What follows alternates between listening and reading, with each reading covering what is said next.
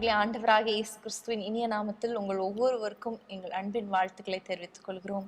ஒவ்வொரு வாரமும் வேதமே மனமகிழ்ச்சியில உங்களை சந்திப்பதில் எங்களுக்கு மிகுந்த மகிழ்ச்சி. ஆமென். சாட்டர்டே ஈவினிங் வீக்கெண்ட்ஸ்னா உலகத்தார் எல்லாரும் வந்து வெளியில போகணும், ம். ஃப்ரெண்ட்ஸோட வெளியில போகணும், வெளியில போய் சாப்பிடணும், என்டர்டெயின்மெண்ட் அப்படின்னு சொல்லி என்ஜாய் பண்ணி கொண்டிருக்கிற இந்த காலத்துல இன்னைக்கு ஆண்டவர் நம்மளை அவருடைய சமூகத்துல உட்கார நம்மளுக்கு ஒரு ஆப்பர்ச்சுனிட்டி கொடுத்திருக்கிறார். ஆமென். நம்மளை தெரிந்தெடுத்திருக்கிறார். அவரோட வேதத்தை வாசிக்க, தியானிக்க, நம்ம எல்லாரும் ஒரு ஃபேமிலியா இணைந்து நம்ம வந்து தியானிக்கிறது ஒரு பெரிய கிருபை இல்லையா? ஆமென். கர்த்தருக்கு ஸ்தோத்திரம். ஒவ்வொரு வாரமும் ஒவ்வொரு டாபிக்ல நம்ம வேதத்தை வாசித்து தியானித்து வருகிறோம். ஒவ்வொருவருக்கும் அது ஆசீர்வாதமாக இருக்கிறது. எனக்கு ரொம்ப சந்தோஷம். நீங்க எல்லாரும் வேதத்தை வாசித்து வாசித்து வாசித்து அதன்படி நடந்து ஆண்டவருடைய ஆசீர்வாதத்தை நீங்கள் பெற்றுக்கொள்ளுகிறதற்காக கர்த்தருக்கு ஸ்தோத்திரம். தொடர்ந்து இன்னும் நிறைய டாபிக்ல நம்ம தியானிக்கலாம். நீங்களும் அதே மாதிரி நீங்கள் வீட்டில் உட்காந்து தியானிங்க. உங்களுடைய ஃப்ரெண்ட்ஸா அல்லது உங்களுடைய குடும்பத்தினராக சேர்ந்து நீங்கள் தியானிக்கும் பொழுது கர்த்தர் நிறைய காரியங்களை கற்றுக் கொடுப்பார். ஆமென். நான் கூட என்னோட கசின்ஸோட கேர்ள்ஸ் சிஸ்டர்ஸ்லாம் இணைந்து எவ்ரி சண்டே வந்து நம்ம ஜூமில் வந்து நாங்கள் பண்ணுவோம். ஒரு ஒரு ஒரு சாப்டர் எடுத்திருக்கோம். ஸோ அதுலேருந்து ஒரு வசனம் ஒருத்தருக்கும் எந்தெந்த வசனம் ரொம்ப டச்சிங்காக இருந்ததோ அந்த வசனத்தை எடுத்து அந்த வசனத்துக்கு ரிலேட்டடாக என்னென்ன வசனம்லாம் ஆண்டவர் சொல்லியிருக்கிறார், என்னென்னா அந்த சாப்டரில் நம்ம என்ன பண்ணணும், டூஸ் அண்ட் டோன்ட்ஸ் அப்படின்னு சொல்லி நாங்கள் டிஸ்கஸ் பண்ணுவது உண்டு. அண்ட் அந்த டைம் வந்து 1 hour நாங்கன்னு வைப்போம். பட் அதுக்கு மேலே தான் போய் கொண்டிருக்கிறோம். அது ரொம்ப பிரயோஜனமாக இருக்கும். ஒரு நல்ல ஒரு சாட்டிஸ்ஃபேக்ஷன் கொடுக்கும். நம்ம எந்த வேலையை செஞ்சாலும், எந்த ஒரு காரியத்தை செஞ்சாலும் அந்த ஒரு மன திருப்தியோ ஒரு சந்தோஷமோ இருக்காது. ஆனா ஆண்டவருடைய வேதத்தை தியானிக்கும் போது அவ்வளோ ஒரு சாட்டிஸ்ஃபேக்ஷன். ஏன்னா ஆண்டவர் நம்ம கூட பேசியிருக்கிறார். அவர் ஒவ்வொரு ஒரு வாக்குத்தத்தம் மூலமா நம்மளுக்கு ரீஅஷ்யூர் பண்ணுவாரு. கண்டிப்பாக செய்வேன் அப்படின்னு சொல்லுவாரு. நம்ம வாழ்க்கை குறித்து நம்மளுக்கு போதிப்பாரு. ஸோ அது ரொம்ப யூஸ்ஃபுல்லா இருக்கும். ஆமென். கர்த்தருக்கு ஸ்தோத்திரம். நீங்களும் அதே போல இப்போ ரொம்ப easy Google Meet, WhatsApp, Zoom app மூலமாக, கான்ஃபரன்ஸ் கால் மூலமாக கூட நீங்கள் வேதத்தை மெடிடேட் பண்ணலாம், ஜெபிக்கலாம். கர்த்தர் நிச்சயமாகவே உங்களோடு கூட இடைப்படுவார். உங்கள் மூலமாக மற்றவர்களுக்கு ஆசீர்வாதமாய் உங்களை மாற்றுவார். ஆமென். கர்த்தருக்கு ஸ்தோத்திரம். ஸோ இந்த நாளிலும் நம்ம வேதத்தை ஆராய்ந்து பார்ப்பதற்கு முன்பாக நம்ம ஜெபம் பண்ணி அதை ஸ்டார்ட் பண்ணலாம். ஸ்தோத்திரம் ஆண்டவரே, இந்த நல்ல வேலைக்காக உமக்கு ஸ்தோத்திரம் அப்பா. இன்றைக்கும் வேதமே மனமகிழ்ச்சியில உம்முடைய வசனங்களை, உம்முடைய வார்த்தைகளை தியானிக்க நாங்கள் கூடியிருக்கிறோம் ஆண்டவரே. ஆன்லைன் மூலமாக எங்களுக்கு கொடுத்த இந்த ஆப்பர்ச்சுனிட்டிக்காக, இந்த டெக்னாலஜிக்காக உமக்கு ஸ்தோத்திரம் ஆண்டவரே. ஆண்டவரே, நாங்கள் எல்லாரும் ஒரே இடத்துல கூட முடியலைனாலும் ஆண்டவரே எங்களோட வீடுகள்ல இருந்து உம்மை நோக்கி பார்க்கிறோம் ஆண்டவரே. உம்முடைய வசனங்கள் ஆண்டவரே எங்களுக்கு கீதங்களா இருக்கிறதே, உம்முடைய பிரமாணங்கள் எங்களுக்கு கீதங்களா இருக்கிறது. அதற்காக ஸ்தோத்திரம் ஆண்டவரே. இன்றைக்கும் ஆண்டவரே உம்முடைய பிரமாணங்களிலிருந்து எங்களோடு நீர் பேச வேண்டும் என்று நாங்கள் ஜெபிக்கிறோம் அப்பா. எங்களை தட்டி எழுப்புகிற வார்த்தை, எங்களை கட்டுகிற வார்த்தை ஆண்டவரே, எங்களை உற்சாகப்படுத்துகிற வார்த்தையினால எங்களோடு பேச வேண்டும் என்று நாங்கள் ஜெபிக்கிறோம். நீர் பேசுவீராக ஆண்டவரே. எங்கள் கண்களை, எங்கள் செவிகளை நீங்க திறந்தருளுங்கப்பா. எல்லாவற்றையும் உங்க கையில ஒப்பு கொடுக்கிறோம் இயேசுவின் நாமத்தில் பிதாவே. ஆமென். ஆமென். ஸோ ஒவ்வொரு வாரமும் ஒரு டாப்பிக்கில் இல்லைனா ஒரு வசனத்தை வைத்து இல்லைனா ஒரு சாப்டர் எடுத்து நம்ம தியானித்து கொண்டு வரோம். ஸோ இன்னைக்கு நம்ம என்ன தியானிக்கலாம், நீங்கள் சொல்லுங்கள்.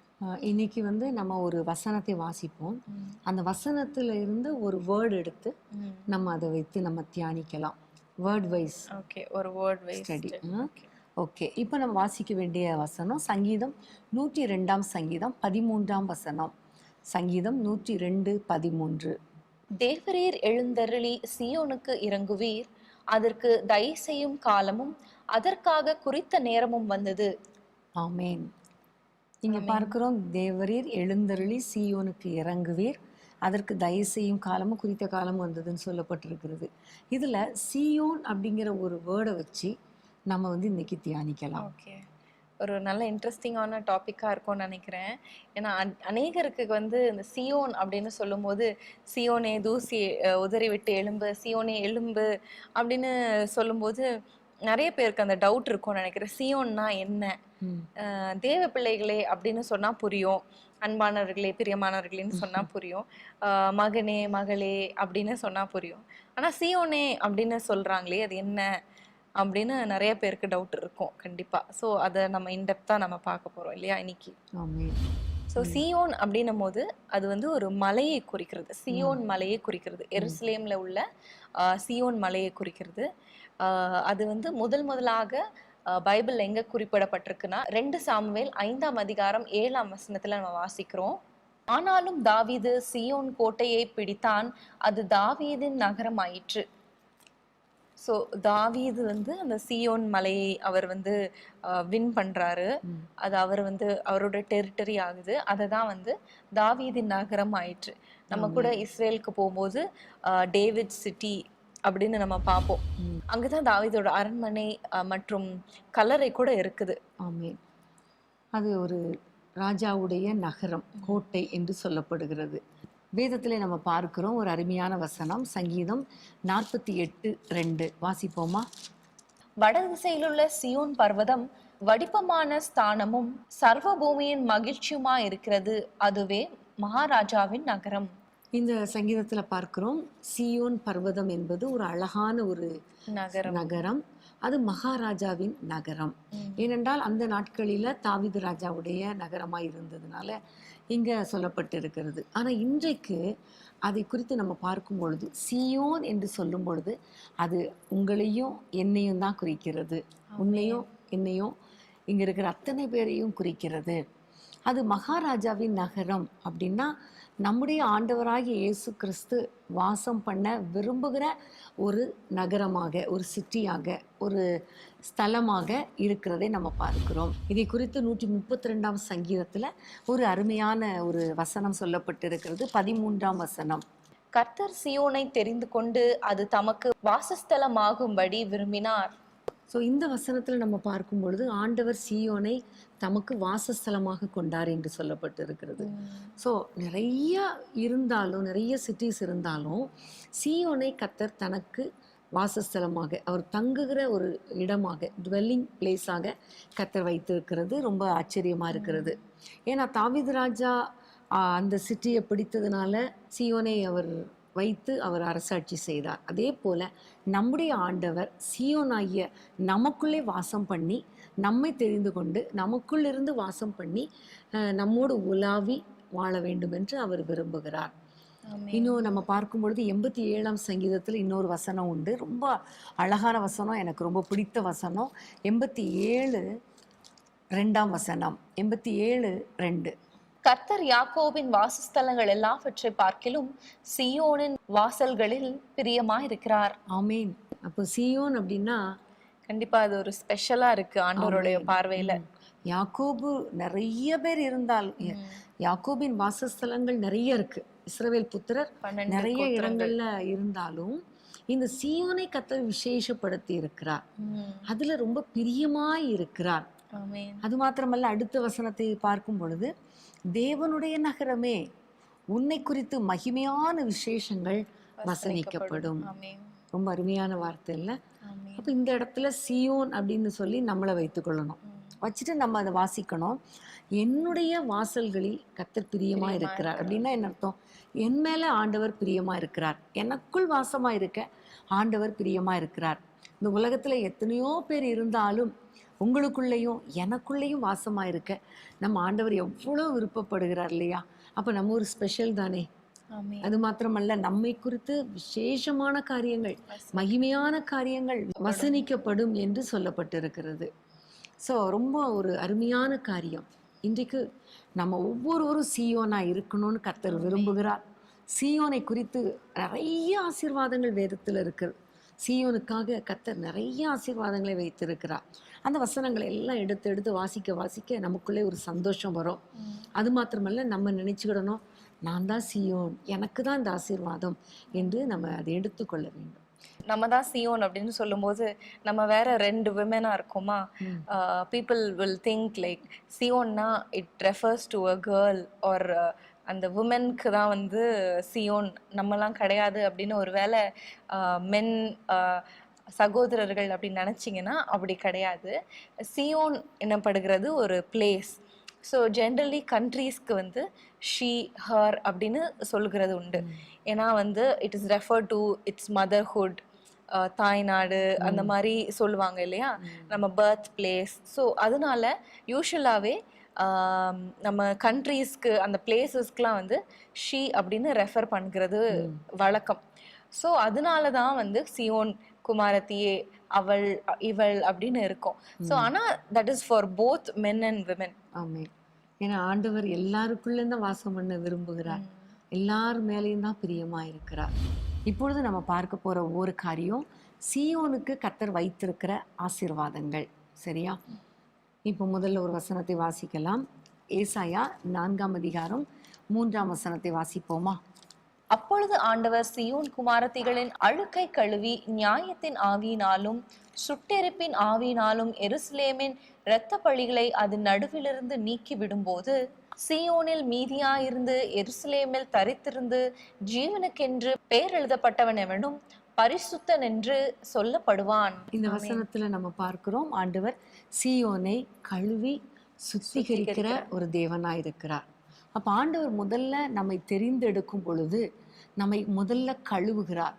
பாவத்துல வாழ்ந்து கொண்டிருக்கிற நம்மை, குழியில விழுந்த நம்மை தூக்கி எடுத்து சேற்றெல்லாம் கழுவி தம்முடைய சொந்த இரத்தத்தினால கழுவி நம்மை மீட்டெடுத்து பரிசுத்த ஆவியின் அபிஷேகத்தை கொடுத்து சுட்டரிப்பின் ஆவியினால ஆண்டவர் நம்மை கழுவி பரிசுத்தப்படுத்துகிற தேவனாக இருக்கிறார்.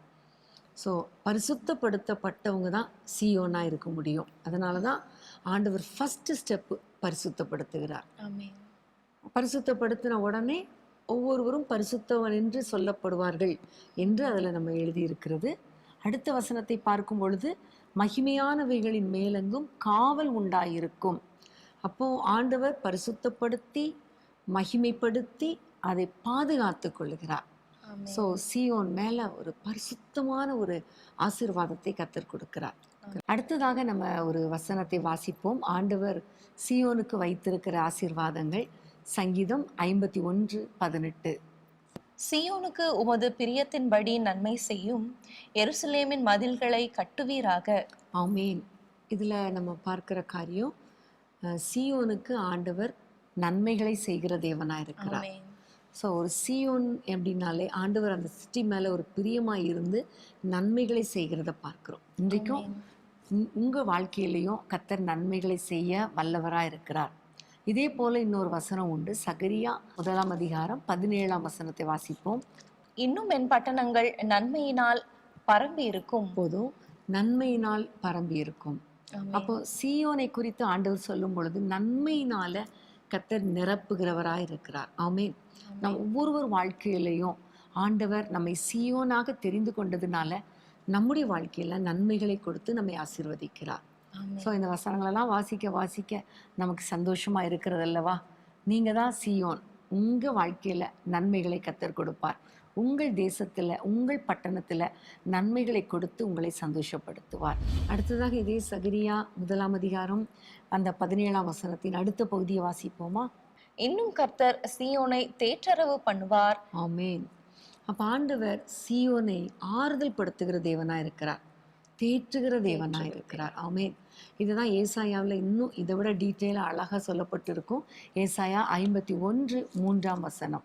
கர்த்தர் சீயோனுக்கு ஆறுதல் செய்வார், அவர் அதன் பாழான ஸ்தலங்களை எல்லாம் தேறுதல் அடைய செய்து அதன் வனாந்திரத்தை ஏதேனை போலவும் அதன் அவாந்திர வெளியை கர்த்தரின் தோட்டத்தை போலவும் ஆக்குவார். சந்தோஷமும் மகிழ்ச்சியும் துதியும் கீத சத்தமும் அதில் உண்டாயிருக்கும். ஆமேன். எவ்வளவு அழகான ஒரு வசனம் இல்லையா? ஆண்டவர் சீயோனுக்கு ஆறுதல் செய்வார், அதன் பாழான ஸ்தலங்களை எல்லாம் தேறுதல் அடைய செய்து சந்தோஷம் மகிழ்ச்சியும் துதியும் கீத சத்தமும் உண்டாகும்படி கர்த்தர் செய்வார். ஆமேன். ஸோ உங்களுடைய வாழ்க்கையில நிறைய காரியங்களை இழந்திருக்கலாம், நிறைய உங்களுக்கு அருமையானவர்களை கூட நீங்க இழந்திருக்கலாம். வேதனையோடு கூட இந்த செய்தி பார்த்து கொண்டு எனக்கு எங்கிருந்து ஆறுதல் கிடைக்கும், நான் ரொம்ப கஷ்டப்படுகிறேனே அப்படி நீங்க ஒருவேளை நினைச்சீங்கன்னா, ஆண்டவர் உங்களை பார்த்து சீயோன் என்று சொல்வது மாத்திரமல்ல, உங்களை தேற்றுகிற ஒரு தெய்வமா இருக்கிறார். ஆமென். ஹல்லேலூயா. கர்த்தருக்கு ஸ்தோத்திரம். இங்க நம்ம பார்க்கிறோம், கர்த்தர் வந்து சியோனுக்கு ஆறுதல் செய்யும் போது என்னெல்லாம் நடக்கும் அப்படின்னு பார்த்தோம்னா, பாழான ஸ்தலங்கள் தேர்தல் அடையும், வனாந்திரம் ஏதனை போல ஆகும், அவாந்திர வெளி கர்த்தரின் தோட்டத்தை போல ஆகும் அப்படின்னு பார்க்கிறோம். ஸோ இங்க வந்து ஒரு ஃபினான்ஷியல் பிளெஸ்ஸிங்ஸ், ஆல்சோ ஒரு ஃபேமிலி லைஃப்ல பிளெஸ்ஸிங்ஸை நம்ம பார்க்கிறோம். ஸோ அநேக நேரத்துல நம்ம யோசிப்போம், ஆண்டவர் அறியாதவங்களுக்கு கூட இந்த ஆசீர்வாதங்கள்லாம் இருக்குதே, ஆண்டவர் தேடாதவங்களுக்கு கூட நிறைய ஆசீர்வாதங்கள் இருக்குதே அப்படின்னு சொல்லி. ஆனா அடுத்த லைன்ல நம்ம பார்க்கிறோம், சந்தோஷமும் மகிழ்ச்சியும் துதியும் கீத சத்தமும். உண்மையிலே சொல்லணும்னா இந்த மெட்டீரியல் பிளெஸ்ஸிங்ஸோ உலக பிரகாரமான ஆசிர்வாதங்களோ இந்த சந்தோஷத்தையோ அந்த துதியின் சத்தத்தையோ மகிழ்ச்சியின் சத்தத்தையோ கீத சத்தத்தையும் கொண்டு வரவே முடியாது இல்லையா? ஒரு நல்ல ஒரு ஹாப்பினஸ் உள்ள இருந்து அந்த உள்ளான மனுஷன்ல சந்தோஷம் இருக்கும் போதுதான் வாயை திறந்து பாட முடியும், பேசக்கூட முடியும். உள்ள இருந்து அப்பதான் பாட முடியும் இல்லையா? உண்மையாவே நம்ம ரொம்ப சோர்ந்து போய் இருக்கும் போதெல்லாம் ஸ்தோத்திரம் அப்படின்னு சொல்ற அந்த வார்த்தை கூட வர முடியாத அளவுக்கு நம்மளுக்கு பாரங்கள் இருக்கும். ஆனா ஆண்டவர் இன்னைக்கு சொல்றார், நம்மளை ஆறுதல் படுத்தி தேறுதல் படுத்தி நமக்கு சந்தோஷமான மகிழ்ச்சியும் துதியும் கீத சத்தமும் நம்ம வீடுகள்ல உண்டாயிருக்கும்படி ஆண்டவர் செய்வார். எவ்வளவு பெரிய காரியம் இல்லையா? மத்த எல்லாமே கூட உலக பிரகாரமான மனுஷங்களுக்கு கிடைக்கும். ஆனா இது வந்து ஆண்டவர் மாத்திரம் தான் நம்மளுக்கு தர முடியும். அதனாலதான் சங்கீதத்துல தாவீது ராஜா சொல்லும்போது சொல்லுவார், அவர்களுக்கு தானியம் திராட்சை ரசம் பெருகியிருந்த சந்தோஷத்தை பார்க்கிலும் அதிகமான சந்தோஷம் எனக்கு உண்டு அப்படின்னு அவர் சொல்லுகிறார். இதுதான் நம்ம வந்து சங்கீதம் 17ல வாசிக்கிறோம். 14, 15 ஆகிய வசனங்கள்ல அவங்களுக்கு எல்லாமே வந்து கிடைக்குது, புத்திர பாக்கியம் கிடைக்குது, அவங்களோட வயிறை திரவியத்தினால் அவங்க நிரப்புறாங்க, எல்லாமே ஓகே. ஆனா எனக்கு வந்து என்ன கிடைக்குது அப்படின்னா, ஆண்டவருடைய சாயலால் நான் திருப்தி ஆவேன் அப்படின்னு சொல்லி சங்கீதக்காரர் சொல்லுகிறார். சோ அதுதான் ரொம்ப முக்கியம் இல்லையா? கர்த்தருடைய ஆறுதல். கர்த்தருடைய ஆறுதல் உள்ளான மனுஷன்ல ஒரு சந்தோஷம், ஒரு உற்சாகம் இல்லையா? துதி சத்தம் கீத சத்தம்லாம் ஆண்டவரை தரிசிக்கிற அந்த உள்ளத்துலதான் வெளிப்படும். ஸோ சீயோனா நம்ம இருக்கும் பொழுது நமக்குள்ள அப்படிப்பட்ட துதியின் சத்தமும் கம்பீர சத்தமும் மகிழ்ச்சியும் களிப்பின் சத்தமும் உண்டாகும். நீங்க ஒருவேளை இன்னைக்கு சோர்ந்து போய் இந்த பைபிள் ஸ்டடியை பார்த்துட்டு இருந்தீங்கன்னா தைரியமா இருங்க. உங்க வாழ்க்கையில துதியின் சத்தம் கீத சத்தம் மகிழ்ச்சி களிப்பு எல்லாவற்றையும் கத்தர் கொடுக்க போகிறார். ஆமென். இப்போ வந்து நம்ம வந்து பைபிளில் பார்த்துக்கிட்டே இருந்தால் சீயோனை குறித்து நிறைய காரியங்கள் நமக்கு அது டைம் பத்துமா பத்தலையா தெரியல. அதனால கொஞ்சம் ஃபாஸ்ட்டாக நம்ம வந்து ஒவ்வொரு காரியங்களாக வாசிச்சுட்டு போயிடுவோம். நீங்கள் அதை வைத்து குறித்து கொண்டு நீங்கள் அதிகமாக அதை வாசித்து தியானம் பண்ணுங்கள் வீட்டில் இருந்து திரும்ப. ஓகே, இன்னொரு வசனத்தை வாசிக்கலாம். ஏசாயா 49ஆம் அதிகாரம் 14, 15, 16. கர்த்தர் என்னை கைவிட்டார், ஆண்டவர் என்னை மறந்தார் என்று சொல்லுகிறாள். ஸ்திரீயானவள் தன் கர்ப்பத்தின் பிள்ளைக்கு இறங்காமல் தன் பாலகனை மறப்பாளோ? அவர்கள் மறந்தாலும் நான் உன்னை மறப்பதில்லை. இதோ என் உள்ளங்கைகளில் உன்னை வரைந்திருக்கிறேன். உன் மதில்கள் எப்பொழுதும் என் முன் இருக்கிறது. ஆமேன். இங்க எவ்வளவு அழகான காரியம். சீயோன் நினைக்கிறா ஆண்டவர் என்னை மறந்துட்டாரோ, இந்த பாழான காரியங்கள் வனாந்திரமான பாதையில போகும் பொழுது ஆண்டவர் என்னை கைவிட்டுட்டார்னு நினைக்கிறா. ஆனா ஆண்டவர் சொல்லுகிறா, நான் உன்னை கைவிட மாட்டேன்.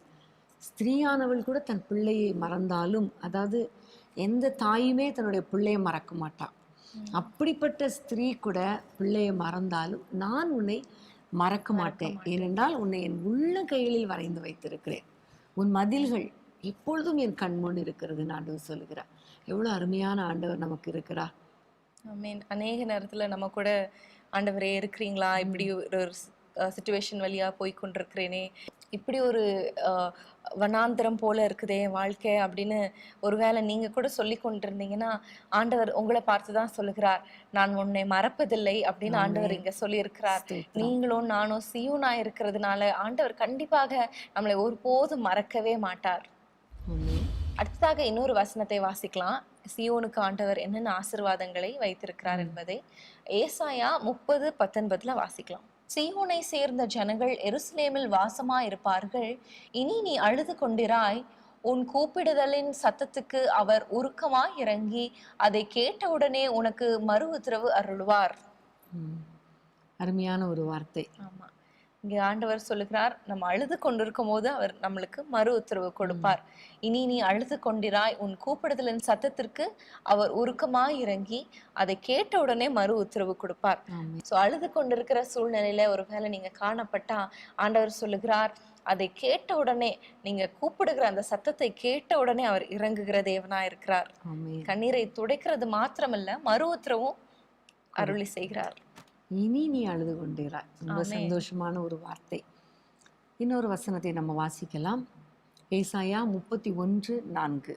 கர்த்தர் என்னுடனே சொன்னது, சிங்கமும் பாலசிங்கமும் தங்கள் இரையை பிடித்திருக்கும் போது கெர்ச்சித்து தங்களுக்கு விரோதமாய் கூப்பிடுகிற திரளான மேய்ப்பரின் சத்தத்தினாலே கலங்காமலும் அவர்கள் அமளியினாலே பணியாமலும் இருக்கிறது போல சேனைகளின் கர்த்தர் சீயோன் மலைக்காகவும் அதன் மேட்டுக்காகவும் யுத்தம் பண்ண இறங்குவார். ஆமேன். ஆண்டவர் சீயோனுக்காக யுத்தம் பண்ணுகிற தேவனா இருக்கிறார். பலவிதமான பிரச்சனைகள், போராட்டங்கள் நடுவாக போகும் பொழுது, நமக்கு விரோதமாக சத்துருக்கள் எழுந்து நிற்கும் பொழுது அழகாய் ஆண்டவர் சொல்லுகிறார், சீயோனுக்காக, சீயோன் மலைக்காகவும் அதன் மேட்டுக்காகவும் யுத்தம் பண்ணும்படி இறங்குவார் என்று சொல்லப்பட்டிருக்கிறது. ஆமேன். இதே போலதான் இன்னொரு வசனம், ஏசாயா 10:12. ஏசாயா 10:12. ஆதலால் ஆண்டவர் சீயோன் மலையிலும் எருசலேமிலும் தமது செயலை எல்லாம் முடித்திருக்கும் போது அசீரிய ராஜாவினுடைய பெருமையான நெஞ்சின் வினையையும் அவன் கண்களின் மேட்டுமையான பார்வையும் நான் விசாரிப்பேன் என்கிறார். ஆமேன். ஆண்டவர் அங்கு சொல்கிறார், சீயோனுக்காக யுத்தம் பண்ண இறங்குவேன் என்று சொல்லி. இந்த வசனத்துல கர்த்தர் நமக்கு சொல்லி கொடுக்கிற காரியம், நமக்கு விரோதமாக, சீயோனுக்கு விரோதமாக அசிரிய ராஜா ஒரு பெருமையான எண்ணத்தோடு, பார்வையோடு, பயங்கரமான தந்திரத்தோடு அவன் வரும் பொழுது அவனை விசாரிப்பேன் என்று கர்த்தர் சொல்லுகிறார். நமக்காக யாவையும், அதாவது சீயோன் மலையில எல்லாவற்றையும் செய்து முடிப்பார்.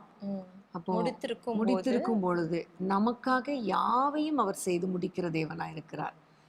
எல்லா சத்துருக்களுக்கு விரோதமாக யுத்தம் பண்ணி சத்துருவின் கிரியைகளை அழித்து போடுகிற தேவனாய் நம்முடைய தேவன் இருக்கிறார்.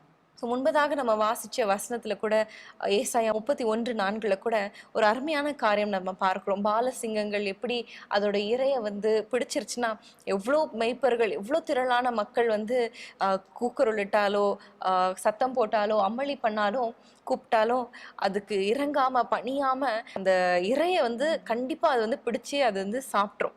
அது போல ஆண்டவர் நமக்காக இறங்குவார். அதாவது ஆண்டவர் ஒரு காரியத்துல இறங்குனார்னா அதை செஞ்சு முடிக்காம விட மாட்டார் என்பதை நம்ம பார்க்கிறோம். அதுதான் இந்த வசனத்திலையும் பார்க்கும் பொழுது, செய்து முடித்திருந்த போது எல்லாமே முடிச்சிட்டாரு, ஆனாலும் கொஞ்சம் மீதி அவனுடைய பார்வையோ மேட்டிமையோ இருக்குது நமக்கு விரோதமா. அதையும் he'll completely fight for us. ஆமென். இதுதான் நம்ம பார்க்கும் பொழுது கொல்கதா மலையில ஆண்டவர் பிசாசின் தலையை நசுக்கி, சிலுவையிலே தலையை நசுக்கிட்டார். ஆனா கொஞ்சம் கொஞ்சம் அவன் நமக்கு விரோதமா எழும்பி வர்றான். அதையும் ஆண்டவர் நமக்காக யுத்தம் பண்ணி ஜெயிக்கிற தேவனா இருக்கிறார். பிரியமானவர்களே, இதே போலதான் நமக்கு நிறைய ஆசீர்வாதங்களை அநேக நேரத்துல நம்ம கொடுத்தாலும் சில சமயங்கள்ல பொல்லாத மனுஷர்களுடைய பார்வைகள், பொல்லாத மனுஷர்களுடைய பேச்சுக்கள் நம்மை அடிக்கடி வேதனைப்படுத்துவது உண்டு. ஒரு பெருமையான பார்வை, உள்ளத்துக்குள்ள ஒரு வினை, கன்னிங் வைத்துட்டு நம்மோடு கூட பழகுற காரியங்கள். ஆனா அப்படிப்பட்ட சூழ்நிலையில ஆண்டவர் சொல்லுகிறார், நான் தண்டிப்பேன், நான் அவர்களை விசாரிப்பேன், உனக்காக யுத்தம் பண்ணுவேன் என்று கர்த்தர் சொல்லுகிறார். அதனால் நீங்க கவலைப்படாதீங்க, மனுஷர்களை குறித்து கவலைப்படாதீங்க. நமக்கு விரோதமா எவ்வளவு பேர் எழும்பினாலும், 1000 பேரே எழும்பினாலும், 10,000 பேர் எழுந்தாலும் ஒன்றும் நம்மை அணுகாது என்று கர்த்தர் சொல்லியிருக்கிறார் இல்லையா? ஏனென்றால் கர்த்தர் நமக்காக யுத்தம் பண்ணுகிற தேவனாயிருக்கிறார். ஆமென். அடுத்ததாக நம்ம பார்க்கும் பொழுது, அவர் யுத்தம் பண்ணுகிறவர் மாத்திரமல்ல, நியாயத்தால் சீயோனை நிரப்புகிறவர் என்று நம்ம பார்க்கிறோம். ஏசாயா 33:5 நம்ம வாசிக்கலாம். கர்த்தர் உயர்ந்தவர், அவர் உன்னதத்தில் வாசமாயிருக்கிறார், அவர் சீயோனை நியாயத்தினாலும் நீதியினாலும் நிரப்புகிறார். ஆமென். ஆண்டவர் நீதியினாலும் நியாயத்தினாலும் நிரப்புகிறார். உண்மையிலே ஆண்டவருக்கு பிடித்தது ஒரு நீதி உள்ள வாழ்க்கை இல்லையா? ஒரு ரைச்சஸ்னஸ் லைஃப் தான் ஆண்டவர் விரும்புகிறார். ரைச்சஸ் லைஃப் தான் விரும்புகிறார். அதை ஆண்டவர் நமக்கு கொடுக்கிறார். இதே தான் ஏசாயா 62:1 நம்ம வாசிக்கிறோம்.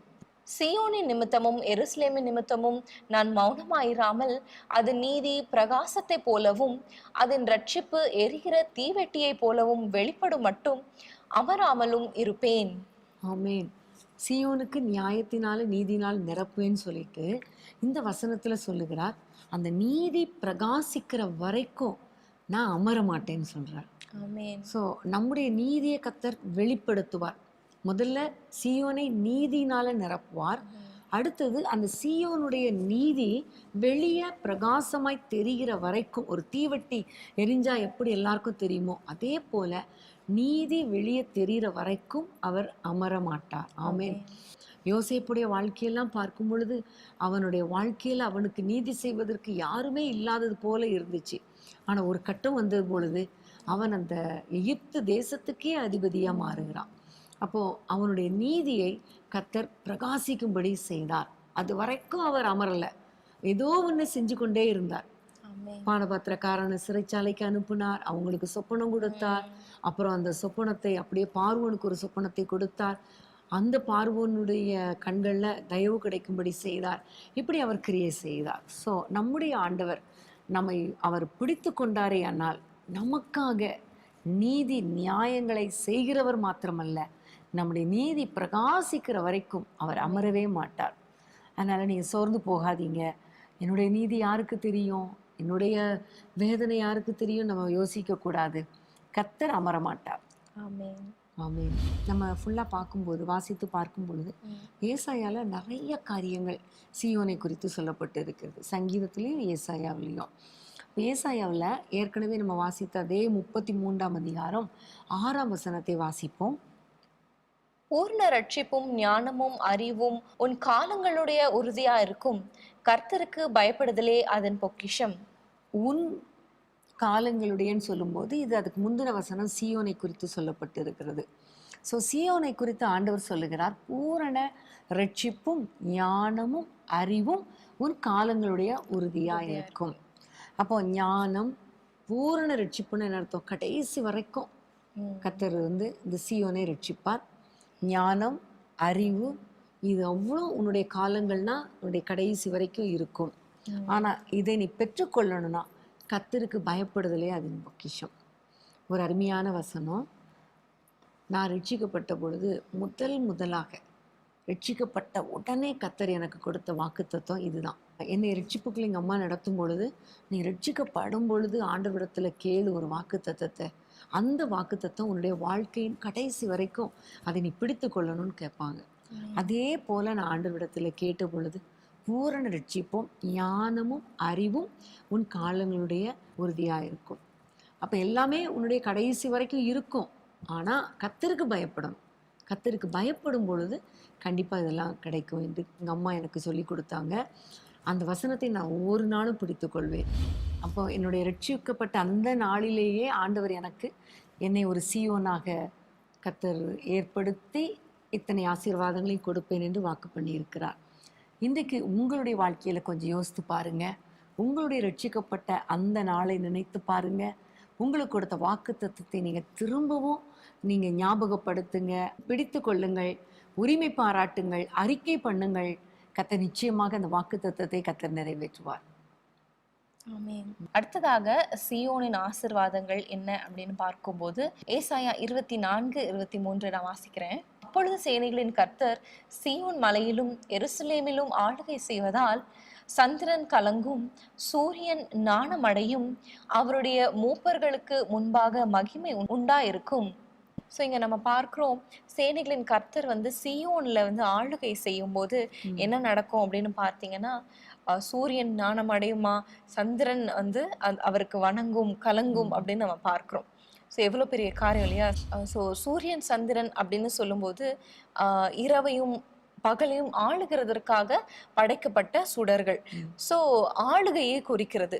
ஸோ மற்ற ஜனங்களோ ராஜாக்களுமே சியோனை பார்த்து நாணம் அடைகிற தக்கதாக ஆண்டவர் சியோனை அவ்வளவாக உயர்த்துவார். எப்பொழுது அப்படின்னா சியோன்ல ஆண்டவர் ஆளுகை செய்யும் பொழுது. அவருடைய ஆளுகைக்கு சியோன் தன்னை அர்ப்பணிக்கும் பொழுது. உங்களுடைய வாழ்க்கையில கூட சியோனாக ஆண்டவரே நீர் என்னை ஆளுகை செய்யும் என்று அவருடைய கரத்தில் ஒப்பு கொடுக்கும் பொழுது, அவர் ஆளுகை செய்யும் பொழுது உலக பிரகாரமான எல்லா அதிகாரங்களும் கலங்கும், சத்ருவின் சேனைகள் கூட நாணமடையும். ஆமென். அதே வேளையில் உங்கள் வாழ்க்கையில் ஒரு மகிமையை கர்த்தர் உண்டாக்குவார். க்ளோரியஸாக இருக்கும் உங்களுடைய லைஃப். அதனால தான் நம்ம முதல்ல பார்க்கும் பொழுது கூட சீயோனே உன்னை குறித்து மகிமையான விசேஷங்கள் வசனிக்கப்படும் என்று சொல்லப்பட்டிருக்கிறது. ஸோ ஆண்டவருடைய ஆளுகைக்கு நம்ம அர்ப்பணிப்போம், கர்த்தர் பெரிய காரியங்களை செய்வார். ஒரு நாள் அர்ப்பணிச்சுட்டு விடுறதில்லை, ஒவ்வொரு நாளும் கர்த்தர் ஆளுகை செய்ய நம்மை அர்ப்பணிக்கணும். அதுதான் ஆண்டவர் பரமண்டலங்களில் இருக்கிற எங்கள் பிதாவே என்று கற்றுக் கொடுக்கும் பொழுது, ஜெபிக்க கற்றுக் கொடுக்கும் பொழுது, உம்முடைய ராஜ்யம் வருவதாக என்று அவர் சொல்லுகிறார். அப்போ பரமண்டலத்தில் அவருடைய சித்தம் செய்யப்படுவது போல பூமியிலேயும் அவருடைய சித்தம் செய்யப்படுவது தான் அவருடைய ஆளுகையை குறிக்கிறது. ஸோ உங்கள் சித்தம் நிறைவேறட்டும் அப்பா என்னுடைய வாழ்க்கையில், என்னுடைய சித்தம் அல்ல என்று ஒப்பு கொடுக்கிறது தான் கர்த்தர் ஆளுகை செய்ய அனுமதிக்கிறதுக்கு அடையாளம். ஆமென். முன்பதாக நம்ம வாசிச்ச வசனங்கள்ல கூட அது மகாராஜாவின் நகரம் ஆயிற்று அப்படின்னு நம்ம வாசிச்சோம். ஸோ அவருடைய நகரமா நம்ம வந்து மாறணும், அவருக்கு ஆளுகைக்கு நம்ம ஒப்பு கொடுக்கணும். அவர் மகாராஜாவாக, நம்முடைய தேவனாக, நம்முடைய ராஜாவாக, நம்மளை நடத்துகிறவராக, நம்மளை வழிகாட்டியாக, எல்லாவற்றிலும் எல்லாமா இருக்கும்போது தான் இப்படிப்பட்ட ஒரு ஆசீர்வாதத்தை ஆண்டவர் நம்ம வாழ்க்கையில கொடுக்க முடியும். ஆமென். பிரியமானவர்களே, இன்றைக்கும் நம்ம சியோனை குறித்து நம்ம தியானித்து கொண்டிருக்கிறோம். ஆச்சரியமான காரியங்களை நம்ம தொடர்ந்து நம்ம தியானிக்க போகிறோம். அதற்கு முன்பதாக ஒரு சிறிய இடைவேளை.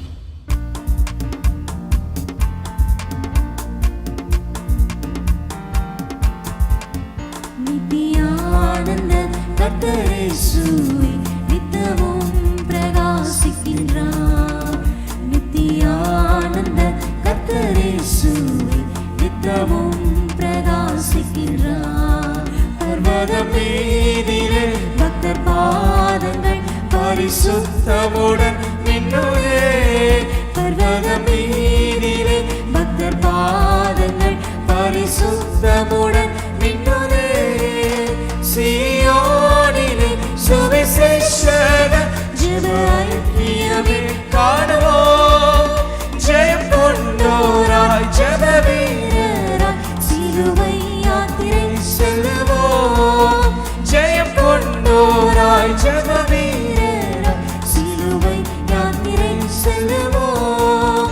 சிறுமந்தையின் பெரிய மேய்ப்பன் நெருங்கியே வந்து நிற்கிறார். சிறுமந்தையின் பெரிய மேய்ப்பன் நெருங்கியே வந்து நிற்கிறார். சின்னவனாயிரம் 10,000 சேனை திரளாய் மாறுவார். சின்னவனாயிரம் 10,000 சேனை திரளாய் மாறுவார். சீயோனிலே சுவிசேஷக ஜெப ஐக்கியமே காணுவோம். ஜெயம் கொண்டோராய் ஜெப வீரராய் சிலுவை யாத்திரை செல்லுவோம். ஜெயம் கொண்டோராய் ஜெப வீரராய் சிலுவை யாத்திரை செல்லுவோம்.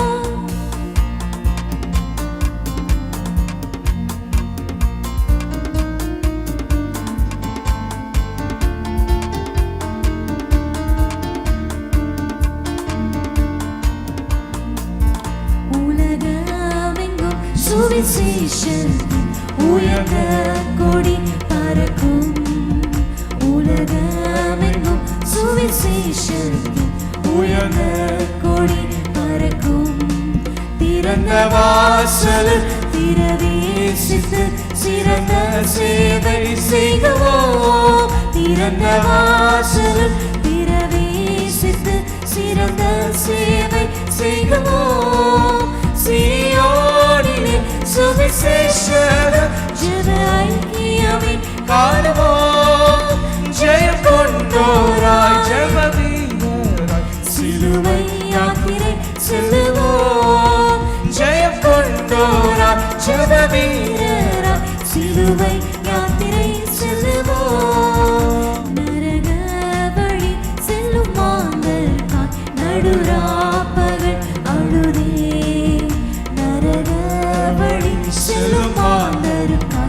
நடுரா பகல் அழுதே. நம் தலை தண்ணீராய் கண்கள் கண்ணீராய் நனைந்து வருந்தி ஜெபிப்போம். நம் தலை தண்ணீராய் கண்கள் கண்ணீராய் நனைந்து வருந்தி ஜெபிப்போம். சீயோனிலே சுவிசேஷ ஜெப ஐக்கியமே காணுவோம். ஜெயம் கொண்டோராய் ஜெப வீரராய் சிலுவை யாத்திரை செல்லுவோம். ஜெயம் கொண்டோராய் ஜெப வீரராய் சிலுவை யாத்திரை செல்லுவோம். அவமானங்கள் பரிகாசங்கள் அடைந்தாலும் நாம் உழைப்போம். அவமானங்கள் பரிகாசங்கள் அடைந்தாலும் நாம் உழைப்போம். ஆத்துமபாரமும் பிரயாசமும் அல்லும் பகலும் நாடுவோம். ஆத்துமபாரமும் பிரயாசமும் அல்லும் பகலும் நாடுவோம். ஆத்துமபாரமும் பிரயாசமும் அல்லும் பகலும் நாடுவோம். நம் தலை தண்ணீராய் கண்கள் கண்ணீராய் நனைந்து வருந்தி ஜெபிப்போம். நம் தலை தண்ணீராய் கண்கள் கண்ணீராய் வருந்தி ஜெபிப்போம். நம் தலை தண்ணீராய் கண்கள் கண்ணீராய் நனைந்து வருந்தி ஜெபிப்போம். சீயோனிலே சுவிசேஷ ஜெப ஐக்கியமே காணுவோம். ஜெயம் கொண்டோராய் ஜெப வீரராய் சிலுவை யாத்திரை செல்லுவோம். ஜெயம் கொண்டோராய் ஜெப வீரராய் சிலுவை யாத்திரை செல்லுவோம். பிரியமானவர்களே, மீண்டும் வேதமே மனமகிழ்ச்சியில உங்களை வரவேற்கிறோம். இன்றைக்கும் சியோனை குறித்து நம்ம தியானித்துக் கொண்டிருக்கிறோம். சியோனுக்கு ஆண்டவர் என்னென்ன ஆசீர்வாதங்களை வைத்திருக்கிறார், சியோனுக்கு என்னென்ன ஆசீர்வாதங்கள்லாம் இருக்குது, நம்ம சியோனாய் மாறும்போது நம்ம வாழ்க்கையில ஆண்டவர் என்னென்ன ஆசீர்வாதங்களை தருவார் என்பதை நம்ம தியானித்துக் கொண்டிருக்கிறோம். தொடர்ந்து நம்ம தியானிக்கலாம். அடுத்ததாக என்ன ஆசீர்வாதம்? அடுத்ததாக ஏசாயா 62:4 நாம் வாசிப்போம். நீ இனி கைவிடப்பட்டவள் எனப்படாமலும் உன் தேசம் இனி பாழான தேசம் எனப்படாமலும் நீ எப்சிவா என்றும் உன் தேசம் பியூலா என்றும் சொல்லப்படும். கர்த்தர் உன்மேல் பிரியமா இருக்கிறார், உன் தேசம் வாழ்க்கைப்படும். ஸோ இதில் நீன்னு சொல்லும் பொழுது அது யாரை குறிக்கிறது என்று பார்க்கும் பொழுது சியோனை குறிக்கிறது முதல் வசனத்தில். ஸோ சியோனை குறித்து ஆண்டவர் சொல்கிறார், நீ இனி கைவிடப்பட்டவள் கிடையாது, நீ இனி உன்னுடைய தேசம் வாழ்க்கைப்படும், உன்மேல் ஆண்டவர் பிரியமாக இருக்கிறார் என்று சொல்லுகிறார். ஸோ உங்களுடைய வாழ்க்கையில் கைவிடப்பட்ட சூழ்நிலையில் இருந்தாலும், ரொம்ப கஷ்டமான வேதனையான ஒரு சூழ்நிலையில் போனாலும் கர்த்தர் சொல்லுகிறார், நீ சீயோனாக இருக்கிறபடியினால உன்மேல் நான் பிரியமாக இருப்பேன், உன்னுடைய தேசத்தை வாழும்படி செய்வேன், ஒரு வாழ்க்கையை கொடுப்பேன் என்று சொல்லுகிறார். ஒருவேளை நீங்கள் வாழ்க்கையை இழந்து கூட இருக்கலாம், எனக்கு எப்பொழுது எனக்கு ஒரு வாழ்க்கை கிடைக்கும் என்கிற ஒரு எண்ணத்தோடு கூட இருக்கலாம். ஆண்டவர் சொல்லுகிறார், உங்களுடைய தேசம் வாழ்க்கைப்படும். ஆமேன். உங்களுடைய குடும்பத்தை கர்த்தர் ஆசீர்வதிப்பார். உங்கள் குடும்பத்தில் நீங்கள் நிம்மதியாக வாழும்படி கர்த்தர் கிருபை பாராட்டுவார். ஆமேன். உன் தேசம் வாழ்க்கைப்படும் என்று சொல்லும் பொழுது ஆங்கில வேதாகமத்தில் தை லேண்ட் ஷால் பி மேரீட் என்று சொல்லப்பட்டிருக்கிறது. ஸோ வாழ்க்கைப்படும் என்பது ஒரு திருமண பந்தத்தை குறிக்கிறதா இருக்கிறது. ஒருவேளை இதை பார்த்து கொண்டிருக்கிற உங்கள் வாழ்க்கையில் திருமண காரியங்கள் தடைப்பட்டு இருக்கலாம், அல்லது உங்களுடைய பிள்ளைகளுக்கு திருமண காரியங்கள் லேட்டாகி கொண்டே இருக்கலாம்.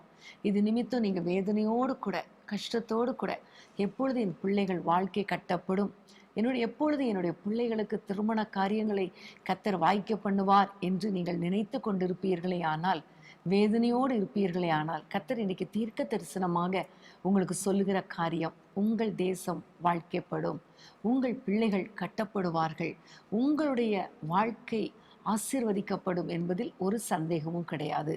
ஆகவே நீங்கள் சீயோனா இருக்கிறபடினால ஆண்டவர் உங்கள் மேலே பிரியமாக இருந்து உங்களுடைய குடும்பத்தை கட்டி எழுப்புவார், உங்களுடைய எதிர்காலத்தை கட்டி எழுப்புவார், உங்களுடைய வாழ்க்கையில் சந்தோஷமும் மகிழ்ச்சியும் கேட்கும்படி செய்வார். ஆமென். எரேமியால் 33 ஒரு அருமையான வசனம் உண்டு. மணவாளரின் சத்தமும் மணவாட்டியின் சத்தமும் கேட்கப்படும். நிச்சயமாக விசுவாசிங்க, நீங்கள் சீயோனா இருக்கிறபடியினால உங்கள் வீடுகளில் வருகிற நாட்களில் மணவாளனின் சத்தம் அல்லது மணவாட்டியின் சத்தம் அல்லது ரெண்டு சத்தமுமே கேட்கப்படும். ஆமென். உங்களுடைய பிள்ளைகளுடைய வாழ்க்கைகள் கட்டப்படும்.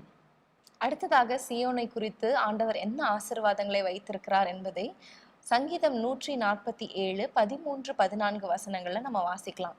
அவர் உன் வாசல்களின் தாழ்பால்களை பலப்படுத்தி உன்னிடத்தில் உள்ள உன் பிள்ளைகளை ஆசீர்வதிக்கிறார். அவர் உன் எல்லைகளை சமாதானம் உள்ளவைகளாக்கி உச்சிதமான கோதுமையினால் உன்னை திருப்தியாக்குகிறார். ஆமென். இதுவும் சீயோனுக்கு கொடுக்கிற ஆசீர்வாதம் தான். ஏனென்றால் 12ஆம் வசனத்தில் சீயோன் என்று சொல்லப்பட்டிருக்கிறது. ஸோ என்னென்ன ஆசீர்வாதங்கள் பார்க்கும் பொழுது அவர் உன் வாசல்களின் தாழ்பால்களை பலப்படுத்துகிறார். ஸோ குடும்பத்தை பாதுகாக்கிறார் என்று அர்த்தம். வாசலுக்கு தாழ்பால் ரொம்ப முக்கியம் இல்லையா? நம்ம வெளியே எங்கே போனாலும் ஃபஸ்ட்டு கதவை மூடிட்டு தாழ்பால் போட்டு பூட்டு போட்டுட்டு தான் நம்ம வெளியே போவோம். ஸோ ஒரு வீட்டுக்கு தாழ்பால் ரொம்ப முக்கியம். அதே போல் நம்முடைய குடும்பத்தை கர்த்தர் பாதுகாக்கிற தேவனாக இருக்கிறார். ஆமென். அது மாத்திரமல்ல, அவர் தாழ்பால்களை பலப்படுத்தி உன்னிடத்தில் உள்ள உன் பிள்ளைகளை ஆசீர்வதிக்கிறார். ஸோ இது கம்ப்ளீட்டாக பார்க்கும்பொழுது குடும்பத்திற்குரிய ஆசீர்வாதமாக இருக்கிறது. சியோன் ஆகிய நம்முடைய குடும்பத்துக்கு கர்த்தர் கொடுக்கிற ஆசீர்வாதம் தான். ஒன்று பாதுகாப்பு, ரெண்டாவது வீட்டில் இருக்கிற பிள்ளைகளை கர்த்தர் ஆசீர்வதிக்கிறார். இன்னைக்கு வீட்டுக்குள்ளே ரொம்ப பிரச்சனை, போராட்டம், அதுவும் ஆன்லைன் கிளாஸ்னால அவங்க ஃபோனை வச்சுட்டு இன்டர்நெட்டில் விளையாடிட்டே இருக்காங்கன்னு நிறைய பேர் சொல்கிறாங்க. ஆனால் ஆண்டவர் சொல்லுகிறார், நம்ம இந்த வசனத்தை பிடித்து ஜெபிக்கும் பொழுது உன்னிடத்திலுள்ள உன் பிள்ளைகளை ஆசீர்வதிப்பார். ஸோ தேவையில்லாத போராட்டங்களோ பிசாசின் கிரியைகளோ பிள்ளைகளையோ குடும்பத்தையோ தொடாதபடிக்கு கர்த்தர் பாதுகாத்து ஆசீர்வதிக்கிற தேவனாக இருக்கிறார். அது மாத்திரமல்ல, உன் எல்லைகளை சமாதானம் உள்ளவைகளாக்கி. குடும்பத்துக்கு ரொம்ப முக்கியம் சமாதானம். இன்னைக்கு நிறைய குடும்பங்களில் சமாதானம் தான் இல்லை. ஆனால் ஆண்டவர் சொல்கிறார், உன் எல்லை முழுவதும் சமாதானத்தை கொடுத்து உச்சிதமான கோதுமையினால் உன்னை திருப்தியாக்குவார். அப்போ உச்சிதமானன்னு சொல்லும்போது பெஸ்ட் குவாலிட்டி அல்லது ஃபர்ஸ்ட் குவாலிட்டி. ஸோ முதல் தரமான ஆசீர்வாதங்களினால, பொருளாதார ஆசீர்வாதங்களினால கர்த்தர் நம்மை நிரப்புகிற தேவனாக இருக்கிறார். ஆமென். ஸோ நம்முடைய குடும்பத்துக்கு தேவையான பாதுகாப்பு, நம்முடைய பிள்ளைகளுக்கு தேவையான பிளெஸ்ஸிங், நம்முடைய வாழ்க்கையில் ஒரு பீஸ், சமாதானம், அது மாத்திரமல்ல நம்முடைய குடும்பத்தில் ஒரு ப்ராஸ்பரிட்டியை கர்த்தர் கொடுக்க அவர் வல்லவராக இருக்கிறார். அடிக்கடி நீங்க 3 P's சொல்வீங்க இல்லையா? Protection, peace and prosperity. Amen. So உங்கள் வாழ்க்கையில் இப்படிப்பட்ட ஆசீர்வாதங்களை சீயோன் ஆகிய உங்களுக்கு கர்த்தர் கொடுப்பார். ஆமென். அடுத்ததாக நம்ம பார்க்கும் பொழுது சங்கீதம் 126 1ஆம் வசனத்தை வாசிப்போம். சங்கீதம் 126 1ஆம் வசனத்தை வாசிப்போம். சீயோனின் சிறையிருப்பை கர்த்தர் திருப்பும் போது சொப்பனம் காண்கிறவர்கள் போல் இருந்தோம். இதில் பார்க்கிறோம், சீயோனுடைய சிறையிருப்பை கர்த்தர் மாற்றுவார், திருப்புவார். ஆமென். பலவிதமான சிறையிருப்புக்குள்ள நீங்களும் நானும் இருக்கும் பொழுது கர்த்தர் சொல்லுகிறார், நீங்கள் சீயோனா இருந்தால் கண்டிப்பாக உங்களுடைய சிறையிருப்பை கர்த்தர் மாற்றுவேன் என்று சொல்லுகிறார். ஆமென். அப்படி அவர் மாற்றும் பொழுது அது எப்படி இருக்குமா? சொப்பனம் காண்கிறது போல இருக்குமா அப்படின்னு நான் அடிக்கடி நான் சொல்லுவேன். ஒரு ட்ரீம், அதை சொல்லுவோம்ல, இது கனவா நனவா அப்படின்னு கேட்பாங்க சில அற்புதங்கள் நடக்கும் பொழுது. அப்படி ஒரு சொப்பனம் போல இருக்கும்.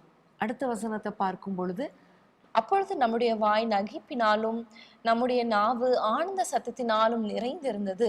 அப்பொழுது கர்த்தர் இவர்களுக்கு பெரிய காரியங்களை செய்தார் என்று புறஜாதிகளுக்குள்ளே சொல்லிக் கொண்டார்கள். இதுல பார்க்கும் பொழுது நம்முடைய நாவு நகைப்பினாலும் ஆனந்த சத்தத்தினாலும் நிறைந்திருந்தது. அப்போ சிறையிருப்பு மாறும் பொழுது நம்முடைய நாவு இப்படிப்பட்ட ஒரு ஆசீர்வாதமான சந்தோஷத்தினால நிரப்பப்படும். ஆமென். ஏற்கனவே நம்ம சொன்னோம், கர்த்தர் சீயோனுக்கு ஆறுதல் செய்யும் போதும் களிப்பின் சத்தம், துதியின் சத்தம் உண்டாகும். அதே போல தான் சிறையிருப்பு மாறும் பொழுதும் சந்தோஷம், மகிழ்ச்சி, துதி சத்தம் எல்லாமே உண்டாகும். ஆமென். ஆமென். சிறையிருப்பு அப்படின்னு சொல்லும்போது முக்கியமான சிறையிருப்பு நம்ம சிந்தையில தான் இல்லையா? அநேகர் இப்போ வந்து சிந்தையில தான் ஒரு சிறையிருப்புல காணப்படுகிறாங்க. சிந்தையில ஒரு விடுதலை இல்லை, எப்பவுமே வந்து ஒரு டிப்ரெஸ்டான ஒரு ஸ்டேட்ல இருக்கிறாங்க. சிந்தையில இருக்கிற இந்த சிறையிருப்பு இருக்கும்போது கூட நம்மளால வாயில திறந்து பேச முடியாது, சிரிக்க முடியாது இல்லையா? துதிக்கவும் முடியாது. ஆனா இங்க பார்க்கிறோம், சிறையிருப்பு திரும்பும் போது ஆண்டவர் நகைக்க பண்ணுகிறார், ஆனந்த சத்தத்தினால நிரப்புகிறார் என்பதை நம்ம நம்ம பார்க்கிறோம். ஸோ உங்க வாழ்க்கையில உங்க வீட்டுல கூட சில பேர் உங்க பிள்ளைகள் கூட ஃபோன்ஸ்லயும் கேம்ஸ்லயும் டிவிலையும் எப்பவுமே அதுலயே உட்கார்ந்துட்டு இருக்காங்க, உட்கார்ந்து பேசக்கூட மாட்டேங்கிறாங்க, எதுவுமே வாய் திறந்து பேச மாட்டேங்கிறாங்க, எங்களுக்குள்ள வந்து அந்த ரிலேஷன்ஷிப்பே இல்லை அப்படின்னு ஒரு வேளை நீங்க சொல்லி கொண்டிருக்கிறீங்கன்னா, ஆண்டவர் கண்டிப்பாக உங்க வாழ்க்கையில கண்டிப்பாக உங்க வீட்டுல இருக்கிற எல்லாருடைய சிறையிருப்பும் திருப்புவாரு. எல்லாரும் சந்தோஷமாக நகைப்புனால நம்மளை நிரப்புவார். பழையபடி முன்னாடி சின்ன பிள்ளைங்களா இருக்கும்போது இருந்த எல்லா ஆசீர்வாதங்களும் சந்தோஷத்தையும் கர்த்தர் திரும்ப கொடுப்பார். ஆமென். அப்படி அவன் சிரிக்கும் பொழுது மற்றவங்க என்ன சொல்லுவாங்களாம், கர்த்தர் இவர்களுக்கு பெரிய காரியங்களை செய்தார், சீயோனுக்கு பெரிய காரியங்களை செய்தார் என்று புறஜாதிகள் சொல்லிக் கொள்வார்கள். அதே போலதான் அடுத்த வசனத்தையும் பார்த்தா சீயோன் என்ன சொல்லுவாங்கன்னா, கர்த்தர் எனக்கு பெரிய காரியங்களை செய்திருக்கிறார், இது நிமித்தம் நாங்கள் மகிழ்ந்திருக்கிறோம் என்று சொல்லுவாங்க. ஸோ நம்ம இப்படிப்பட்ட சந்தோஷமான காரியத்தை அனுபவிக்க போகிறோம், சந்தோஷத்தினால நிரப்பப்பட போகிறோம், அப்படியே நம்ம சொல்ல போகிறோம், கன்ஃபஸ் பண்ண போறோம், கர்த்தர் எங்களுக்கு பெரிய காரியங்களை செய்தார். சீக்கிரமா உங்கள் ஒவ்வொருவர் வாழ்க்கையில் இருக்கிற சிறையிருப்புகளையும் கர்த்தர் மாற்றி உங்களை சந்தோஷத்தினால நிரப்புவார், ஆனந்தத்தினால நிரப்புவார். மற்றவங்களும் உங்களை பார்த்து சொல்லுவாங்க, இவங்களுக்கு கர்த்தர் பெரிய காரியத்தை செய்தார். நீங்களும் சொல்லுவீங்க, கர்த்தர் எங்களுக்கு பெரிய காரியங்களை செய்தார். ஆமென். அடுத்ததாக இன்னொரு வசனத்தை வாசிக்கலாம். சங்கீதம் 97:8. சீயோன் கேட்டு மகிழ்ந்தது, கர்த்தாவே உம்முடைய நியாய தீர்ப்புகளின் நிமித்தம் யூதாவின் குமாரத்திகள் களி கூர்ந்தார்கள். சீயோன் கேட்டு மகிழ்ந்தது, அதாவது அதனுடைய காதுகள்ல சில காரியங்கள் கேட்கிறது. அந்த கேட்ட உடனே இந்த சீயோனுக்குள்ளே ஒரு சந்தோஷம் உண்டாகிறது. அப்படின்னா என்ன அர்த்தம்னா, சந்தோஷமான செய்திகளை கேட்க போகிறோம். ஆமென். கர்த்தருக்கு ஸ்தோத்திரம். வேதத்திலே ஒரு வசனம் உண்டு, நமக்காக கர்த்தர் ஆயத்தம் பண்ணினவைகளை, தமிழ் அன்பு கூறுகிறவர்களுக்கு ஆயத்தம் பண்ணினவைகளை கண் காணவில்லை, காது கேட்கவில்லை. ஆனா இன்றைக்கு ஆண்டவர் உங்களுக்கு சொல்லுகிறார், அவர் நமக்கு ஆயத்தம் பண்ணின காரியங்களை நம்முடைய செவிகள் கேட்க போகிறது, காதுகள் கேட்க போகிறது, கேட்டு ஒரு மகிழ்ச்சி உண்டாக போகிறது. அப்ப கேட்கும் போதே ஒரு சந்தோஷம் வருதுன்னா அதை அனுபவிக்கும் போது எவ்வளவு பெரிய சந்தோஷம் இல்லையா? அப்ப ஆண்டவர் இந்த நாள்ல நிறைய நல்ல செய்திகளை கேட்கும்படி கர்த்தர் நமக்கு கிருபை பாராட்ட போகிறார். கடந்த ஒரு வருடமாக நம்ம கேட்கிற செய்தி எல்லாமே ரொம்ப டெத் நியூஸ், கஷ்டமான செய்திகளா இருக்கிறது. ஆனா இன்னைக்கு ஆண்டவர் நமக்கு வாக்குத்தத்தம் பண்ணுகிறார், கேட்டு மகிழ போகிறோம். ஆமென். கர்த்தருக்கு ஸ்தோத்திரம். இந்த வசனம் ரொம்ப சந்தோஷமா இருக்குல்ல, நமக்கு எவ்வளவு சந்தோஷமா இருக்கு. உண்மையாகவே இனி வருகிற நாட்கள்ல நல்ல நல்ல செய்திகளை நம்ம கேள்விப்படணும். மற்ற தேசங்களிலும் மக்கள் ஆசீர்வதிக்கப்படுகிறார்கள்ங்கிற செய்தி வரணும். நம்முடைய பிள்ளைகள் ஆசீர்வதிக்கப்படுறாங்க, நம்முடைய குடும்பத்தினர், நம்முடைய சபையின் மக்கள், நம்முடைய தலைவர்கள், நம்முடைய ஊழியக்காரர்கள் ஆசீர்வாதமாக இருக்கிறார்கள் என்கிற செய்திகளை நம்ம கேட்கணும். இன்னும் தீர்க்க தரிசனமான சத்தங்கள் நம்ம காதுகளில் விழணும். கர்த்தருடைய வார்த்தை நம்முடைய காதுகளில் கேட்கணும். அவர் நம்மோடு பேசுகிற வார்த்தை கேட்கணும். இதெல்லாம் கேட்கும் பொழுது நம்முடைய இருதயம் சந்தோஷப்படும், மகிழ்ச்சியினால நிரப்பப்படும். ஆமென். இன்னொரு காரியத்தை நம்ம தியானிக்க போகிறோம். சங்கீதம் 129:5 நான் வாசிக்கிறேன். சீயோனை பகைக்கிற அனைவரும் வெட்கி பின்னிட்டு திரும்ப கடவர்கள்.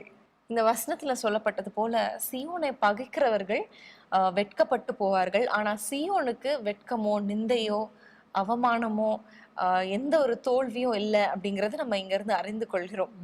எசேக்கியா ராஜாவோட வாழ்க்கையில நம்ம பார்த்தோம்னா, சனகரிப் அசீரிய ராஜாவாகிய சனகரிப் வந்து அந்த தேவ பிள்ளைகளை நிந்திக்கும் போது, எசேக்கியா ராஜாவை நிந்திக்கும் போது அவங்களுக்கு ரொம்ப கஷ்டப்பட்டு ஆண்டவருடைய சமூகத்துல போய் விண்ணப்பம் பண்ணுகிறார். அவருடைய கஷ்டத்தை எல்லாத்தையும் ஆண்டவர்கிட்ட சொல்கிறார். அப்போ ஏசாயா தீர்க்கதரிசி வந்து ஒரு வார்த்தையை சொல்லுவாங்க. என்ன சொல்லுவாங்க அப்படின்னு பார்த்தோம்னா, அவன் இந்த நகரத்துக்குள் பிரவேசிப்பதில்லை அப்படின்னு சொல்லுவார். அதே போல அவங்க யாருமே உள்ள நுழையாதபடிக்கு அசிரியனுடைய பாளையத்துல ஒரே ஒரு தூதரை அனுப்பி ஒரு பெரிய வெற்றி ஆண்டவர் கொடுப்பார். 185,000 பேரை வெட்டி ஒரு பெரிய வெற்றியை தேவனுடைய பிள்ளைகளுக்கு கொடுப்பார். அந்த அதிகாரத்துல நம்ம தொடர்ந்து வாசிச்சு வந்தோம்னா, ஏசாயா 37 கடைசி வசனத்தை நான் வாசிக்கிறேன். அங்க ஒரு வசனத்தை நம்ம பார்க்கிறோம். சனகரிப் ராஜாவை குறித்து அங்க எழுதப்பட்டிருக்கிறோம். சனகரிப் அசிரிய ராஜாவாகிய சனகரிப் பிரயாணப்பட்டு திரும்ப போய் நினிவேயில் இருந்து விட்டான் அப்படின்னு சொல்லி இங்க நம்ம வாசிச்சோம் திரும்ப கடவர்கள்னு வாசிச்சோம். எவ்வளவு கரெக்டா இருக்கு இல்லையா? அங்கேயும் சொல்லுகிறார் ஆண்டவர், சீயோனை பகைக்கிறவர்கள் வெட்கி திரும்புவார்கள், திரும்ப கடவர்கள். இங்கேயும் அதே போலதான் ஆண்டவருடைய ஜனங்களை வந்து பகைக்கும் போது அவங்க உள்ள நுழையல, ஆனா அங்க பாளையத்துல இருக்கிற எல்லாரும் வந்து மடிந்து போயிட்டாங்க, வெட்கப்பட்டு அவன் திரும்ப நினிவேக்கு போயிட்டான் அப்படின்றத நம்ம வாசிக்கிறோம். ரொம்ப அருமையான ஒரு வார்த்தை. ஆபிரகாமை குறித்து கூட ஆண்டவர் சொல்லும் பொழுது, உன்னை ஆசீர்வதிக்கிறவர்களை நான் ஆசீர்வதிப்பேன், உன்னை சபிக்கிறவர்களை நான் சபிப்பேன் ஆண்டவர் சொல்லுவார். எப்பொழுதுமே ஒரு தேவனுடைய பிள்ளை, அதாவது சீயோனை ஆண்டவர் ஆசீர்வதிப்பாரே தவிர அந்த சீயோனுக்கு விரோதமாக யாராவது எழுமுனா அது ஆண்டவருக்கு பிடிக்கவே பிடிக்காது. கண்டிப்பாக ஆண்டவர் அவர்கள் வெட்கப்பட்டு பின்னிட்டு திரும்பும்படி செய்வார். நிச்சயமாக ஆண்டவர் செய்வார். உங்கள் வாழ்க்கையில் கூட அநேக வேதனைகள், வெட்கமான ஒரு பாதை வழியாக போகிறோமோ என்கிற ஒரு சூழ்நிலையில் இருக்கலாம். ஆனால் நீங்கள் வெட்கப்பட்டு போவதில்லை. ஏனென்றால் ஆண்டவர் சொல்லியிருக்கிறார், என் ஜனங்கள் வெட்கப்பட்டு போவதில்லை, ஒரு நாளும் வெட்கப்பட்டு போவதில்லை. என் ஜனங்களை பகைக்கிறவர்கள் தான் வெட்கப்பட்டு போவார்கள். அதனால சூழ்நிலையை கண்டு சோர்ந்து போகாதீங்க. உங்கள் வாழ்க்கையில் கர்த்தர் பெரிய காரியங்களை செய்வார். இப்படி நம்ம சீயோனுக்குள்ள ஆசீர்வாதங்களை ஆராய்ந்து பார்க்கிறதே எவ்வளோ சந்தோஷமாக இருக்குது. அப்போ அந்த சீயோனின் ஆசீர்வாதங்களை அனுபவிக்கும் போது இன்னும் சந்தோஷமாக இருக்கும் இல்லையா? அப்போ விசுவாசத்தோடு கூட ஆண்டவரே நான் ஒரு சீயோன், என்னை ஆசீர்வதியும் என்று சொல்லும் பொழுது கண்டிப்பாக கர்த்தர் நம்முடைய வாழ்க்கையில் மகிமையான காரியங்களை செய்வார், அற்புதமான காரியங்களை செய்வார். ஆமென். இன்னொரு வசனத்தை நம்ம வாசிக்கலாம். எரேமியா 30ஆம் அதிகாரம் 17ஆம் வசனம். அவர்கள் உன்னை விசாரிப்பற்ற சீயோன் என்று சொல்லி உனக்கு தள்ளுண்டவள் என்று பெயரிட்டபடியால் நான் உனக்கு ஆரோக்கியம் வரப்பண்ணி உன் காயங்களை ஆற்றுவேன் என்று கர்த்தர் சொல்லுகிறார். ஒரு அருமையான வார்த்தை, ரொம்ப அழகா இருக்குது. நம்ம நிறைய நேரங்களில் இப்படி தான் நினைக்கிறோம், என்னை விசாரிப்பதற்கு யாரும் இல்லை. மனிதர்களே சொல்லிடுவாங்க, இவளை யாரும் விசாரிக்கிறதுக்கு ஆள் இல்லை, இவள் தள்ளப்பட்டவள்னு சொல்லிடுறாங்க. நிறைய குடும்பங்களில் பார்த்தா மனைவிகளை கணவர் தள்ளி வச்சிடுறாங்க, குடும்பத்திலேயே தள்ளி வச்சிடுறாங்க. அநேக நேரங்களில் கணவரை மனைவி கவனிப்பதில்லை, பிள்ளைகளை கவனிப்பதில்லை, பிள்ளைகள் பெற்றோரை கவனிப்பதில்லை. இப்படிப்பட்ட ஒரு சூழ்நிலை வழியாக தேசம் போய் கொண்டிருக்கிறது. இந்த நேரத்தில் ஆண்டவர் சொல்லுகிற வார்த்தை, நான் உனக்கு ஆரோக்கியம் வர பண்ணுவேன், உன் காயங்களை ஆற்றுவேன் என்று கர்த்தர் சொல்லுகிறார். எந்தெந்த விஷயங்களில் நீங்கள் கஷ்டப்படுத்தப்பட்டீங்க, எந்தெந்த விஷயங்களில் உங்களை எல்லாரும் தள்ளி வச்சிருக்கிறாங்களோ அதே விஷயத்தில் கர்த்தர் உங்களை ஆசீர்வதிப்பார். வேதத்திலே நம்ம பார்க்கும் பொழுது 1 சாமுவேல் 1ஆம் அதிகாரத்தில் அன்னாளை குறித்து பார்க்கிறோம். அன்னாளை ரொம்ப விசனப்படுத்துகிறாள், அவளுடைய சக்களத்தை வேதனைப்படுத்துகிறார். காரணம், பிள்ளை இல்லை. அவளுக்கு என்ன இருக்குது? ஒன்றுமே இல்லை. அவளை யார் கண்டுக்க போகிறா? எனக்கு நிறைய பிள்ளைகள் இருக்குது அப்படிங்கிற ஒரு பெருமையில் அவளை ரொம்ப வேதனைப்படுத்துகிறாள், மனமடிவாக்குகிறாள். அந்த சூழ்நிலையில் அவள் பெனினாளால் தள்ளப்பட்டிருக்கலாம், ஆனால் ஆண்டவர் அவளை தள்ளலை. அவள் தேவ சமூகத்தில் அமர்ந்து ஜெபித்த பொழுது கர்த்தர் அவளுடைய காயங்களை ஆற்றி அவளுக்கு ஆரோக்கியத்தை கொடுத்து ஒரு குழந்தை பாக்கியத்தை கொடுத்தார். ஒன்றல்ல, இன்னும் நிறைய பிள்ளைகளை கர்த்தர் கொடுத்தார்.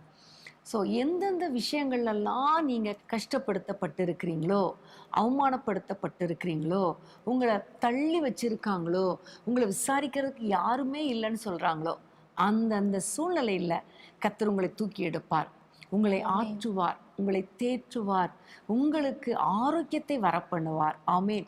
கர்த்தருக்கு ஸ்தோத்திரம். நிறைய மனைவிகள் சொல்லுவாங்க, கணவர்கள்லாம் பலவீனமாக இருக்கும் பொழுது நாங்கள் அவ்வளோ வேலை செஞ்சு அவங்கள நல்லா கவனிச்சுக்கிறோம், ஆனால் நாங்கள் பலவீனமாக இருக்கும் பொழுது உனக்கு என்ன செய்து கேட்குறதுக்கு ஆள் இல்லை, சாப்பிட்டியான்னு கேட்குறதுக்கு ஆள் இல்லை, ஆனால் கரெக்டாக சாப்பாடு மட்டும் ரெடியாக இருக்கணும். இப்படி நிறைய பேர் சொல்லும்போது எனக்கு ரொம்ப கஷ்டமாக இருக்கும். உண்மையிலே விசாரிப்பற்ற சீயோன் என்கிற ஒரு சூழ்நிலையில் நீங்கள் இருக்கலாம். ஆனால் ஆண்டவர் சொல்லுகிறார், உங்களை நான் ஆசீர்வதிப்பேன், உங்களுடைய காயங்களை கட்டுவேன், உங்களுக்கு ஆரோக்கியம் வர பண்ணுவேன். இதே போல தான் சகோதரர்களுக்கு கூட, உங்களுடைய மனைவி ஒருவேளை உங்களை கவனிக்காமல் இருக்கலாம், உங்களுடைய சொந்த பிள்ளைகள் உங்களை கவனிக்காமல் இருக்கலாம், ஆனால் கர்த்தர் உங்களை கவனிப்பார். ஆமென். உங்களுக்கு ஆரோக்கியம் வரப்பண்ணி காயங்களை ஆற்றி சந்தோஷமும் மகிழ்ச்சியும் கேட்கும்படி செய்வார். ஆமென். கர்த்தருக்கு ஸ்தோத்திரம். யாத்திராகமத்தில் கூட ஒரு வசனம் உண்டு, 23ஆம் அதிகாரம் 26ஆம் வசனம். கற்பம் விழுகிறதும் மலடும் உன் தேசத்தில் இருப்பதில்லை. உன் ஆயுஸ் நாட்களை பூர்ணப்படுத்துவேன். ஆமென். இது ஒரு வாக்கு தத்துவம். அந்த தேசத்துல ஆண்டவர் சொல்லுகிறார், உன்னுடைய தேசத்துல கற்பம் விழுகிறதும் மலடும் இருப்பதில்லை, ஆயுசு நாட்களை பூரணப்படுத்துவேன். ஸோ எந்தெந்த பாதைகள் வழியாக நீங்கள் போகிறீங்களோ, கஷ்ட பாதையில் போகிறீங்களோ, அந்தந்த பாதையில் கர்த்தர் உங்களுக்கு ஆசீர்வாதத்தை கொடுப்பார். குழந்தை இல்லைன்னா குழந்தையை கொடுப்பார். கணவனால் தள்ளப்பட்டவர்களாக இருந்தால் அல்லது மனைவியினால் கைவிடப்பட்டவர்களாக இருந்தால் அந்த பிரச்சனையில் உங்களுக்கு ஒரு அற்புதத்தை செய்வார். நிறைய இடங்கள்ல மருமகளை ரொம்ப வேதனைப்படுத்துகிறாங்க. அவளுக்கு அவங்க அம்மா அப்பாலாம் ஒன்றும் செய்ய மாட்டாங்க, கவனிக்க மாட்டாங்க அப்படின்னு சொல்லிடுறாங்க. நிறைய இடங்கள்ல மருமகள்மார் மாமியாரை ரொம்ப கொடுமைப்படுத்துகிறாங்க. ஆனால் ஆண்டவர் சொல்லுகிறார், எந்தெந்த சூழ்நிலையில் கஷ்டங்களை அனுபவிக்கிறீங்களோ, யார் யார் வேதனைப்படுத்தப்படுறீங்களோ, அந்த இடத்துல கர்த்தர் உங்கள் காயங்களை கட்டி, உங்களுடைய காயங்களை ஆற்றி, உங்களுக்கு ஆறுதல் படுத்தி, உங்களுக்கு ஆரோக்கியத்தை கொடுக்க அவர் வல்லவராயிருக்கிறார். ஆமென். பிரியமானவர்களே, நிறைய இப்படி நம்ம தியானம் பண்ணி கொண்டே போகலாம், டைம் தான் பத்தாது. ஆனால் கடைசியாக ஒரே ஒரு காரியத்தை சொல்லி நான் ஜெபிக்க விரும்புகிறேன். சகரியா 1:14. சகரியா 1:14.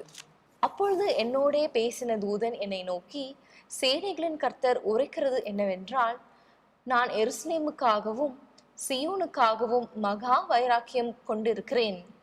ஆமேன். எவ்வளோ அருமையான ஒரு வார்த்தை இல்லையா? ஆண்டவர் சீயோனுக்காக மகா வைராக்கியம் கொண்டிருக்கிறாரா? உங்கள் ஒவ்வொருவருக்காக அவர் வைராக்கியம் உள்ள தேவனாய் இருக்கிறார்.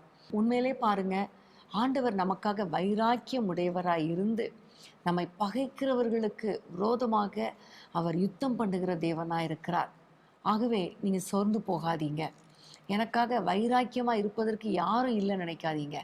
ஆண்டவர் உங்களுக்காக வைராக்கியமாக இருக்கிற தேவனாக இருக்கிறார். ஆமேன்.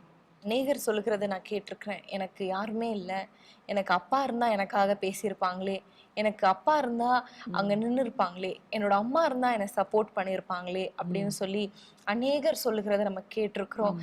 ஒருவேளை நீங்கள் கூட அப்படி ஒரு நிலைமையில காணப்படலாம். என்னை சப்போர்ட் பண்ணுறதுக்கு யாருமே இல்லை, எனக்காக பேசுகிறதுக்கு யாருமே இல்லை, எனக்காக வாதாடுறதுக்கு, எனக்காக நிற்கிறதுக்கு யாருமே இல்லை, நான் வந்து தனியாக நிற்கிறேன், நான் தனியா இருக்கிறதுனால மனுஷங்க எல்லாரும் என் மேல அட்வான்டேஜ் எடுத்துக்கிறாங்க அப்படின்னு சொல்லி அநேகர் வந்து அப்படிப்பட்ட சூழ்நிலையில இருக்கிறாங்க. ஆனா ஆண்டவர் இங்க சொல்லுகிறார், அவர் நமக்காக வைராக்கியமாய் நிற்கிற தேவனாய் இருக்கிறார். ஆமென். கர்த்தருக்கு ஸ்தோத்திரம். எவ்வளவு அற்புதமான ஆசீர்வாதங்களை நமக்காக வைத்திருக்கிறார் இல்லையா? இதெல்லாம் நம்ம வந்து வாசிச்சுட்டு அப்படியே விட்டுறக்கூடாது.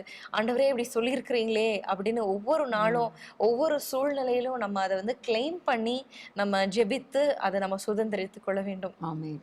கர்த்தருக்கு ஸ்தோத்திரம். பெரிய மாணவர்களே, இன்றைக்கும் நம்ம சியோனை குறித்து நம்ம தியானித்தோம். சியோன் என்றால் என்ன, சியோன் யாரு அப்படிங்கறத நம்ம பார்த்தோம். அது மாத்திரமல்ல, ஆண்டவர் சியோனுக்கு என்னென்ன ஆசீர்வாதங்களை வைத்திருக்கிறார் என்பதை தான் நம்ம டீட்டெயில்டா இன்னைக்கு நம்ம மெடிடேட் பண்ணோம். முதலாவது, ஆண்டவர் சியோனுக்கு வைத்திருக்கிற ஆசீர்வாதம் ஒரு பரிசுத்த வாழ்க்கை, ரட்சிப்பை நம்ம பார்த்தோம். இரண்டாவதாக, மகிமையான காரியங்களை நம்ம வாழ்க்கையில செய்வார் என்பதை நம்ம பார்த்தோம். மூன்றாவதாக, நன்மைகளை நம்ம வாழ்க்கையில செய்கிறார் என்பதை நம்ம பார்த்தோம்.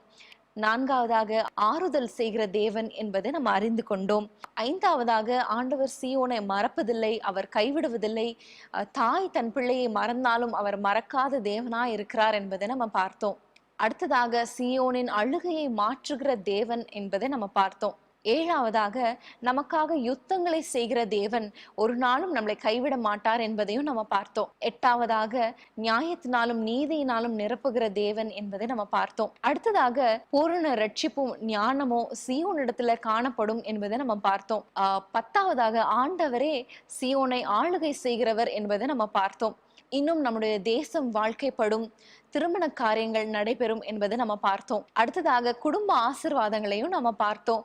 ஆண்டவர் எப்படி நம்ம வாழ்க்கையில ஒரு பாதுகாப்பையும் சமாதானத்தையும் பொருளாதார செழிப்பையும் நம்மளுக்கு கட்டளையிடுகிறார் என்பதை நம்ம பார்த்தோம். 13ஆவதாக, நம்முடைய வாழ்க்கையில இருக்கிற சிறையிருப்புகள் மாறும் என்பதை நம்ம பார்த்தோம். மாறும்போது எப்படிப்பட்ட ஆச்சரியமான காரியங்கள், சந்தோஷமான காரியங்கள் நிகழும் என்பதையும் நம்ம பார்த்தோம். அடுத்ததாக, சீயோன் மகிழும், ஆண்டவர் மகிழ பண்ணுவார் என்பதை நம்ம பார்த்தோம் இல்லையா?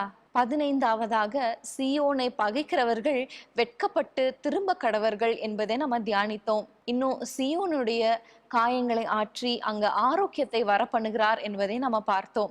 கடைசியாக சீயோனுடைய காயங்கள் எல்லாவற்றையும் ஆற்றி அங்க ஒரு ஆரோக்கியத்தை அவர் வர பண்ணுவார் என்பதை நம்ம பார்த்தோம். இன்றைய நாட்கள்ல எவ்வளோ கஷ்டம், எவ்வளோ வியாதி, எவ்வளோ கொள்ளை நோய் இல்லையா? அவ எல்லாவற்றிலும் ஆண்டவர் நம்மளுக்கு சுகத்தையும் ஆரோக்கியத்தையும் வர பண்ணுவார். ஹல்லேலூயா. இன்னும் ஆண்டவர் நம் பேர்ல வைராக்கியம் பாராட்டுகிற தேவனா இருக்கிறார் என்பதை நம்ம பார்த்தோம். எவ்வளோ காரியங்களை நம்ம தியானித்தோம் இல்லையா? சீயோனை குறித்து, சீயோனுக்கு வைத்திருக்கிற ஆசீர்வாதங்கள் எவ்வளவு அதிகமாக இருக்கிறது. இன்றைக்கி நம்ம மேலேயும் ஆண்டவர் இவ்வளோ அன்பு கூர்ந்து நம்மை ரட்சித்து நமக்கு இத்தனை ஆசீர்வாதங்களையும் வாக்கு பண்ணி இருக்கிறார். இன்னும் பார்த்தா நிறைய இருக்கும். நம்ம கிட்டத்தட்ட கொஞ்சம் தான் நம்ம தியானம் பண்ணியிருக்கோம். இன்னும் நிறைய வசனங்கள் சீயோனை குறித்து இருக்கிறது. ஸோ நீங்கள் வீட்டில் இன்னும் தொடர்ந்து நீங்கள் தியானம் பண்ணுங்கள். கண்டிப்பாக ஆண்டவர் உங்களோடு கூட இடைப்படுவார், உங்களை ஆசீர்வதிப்பார்.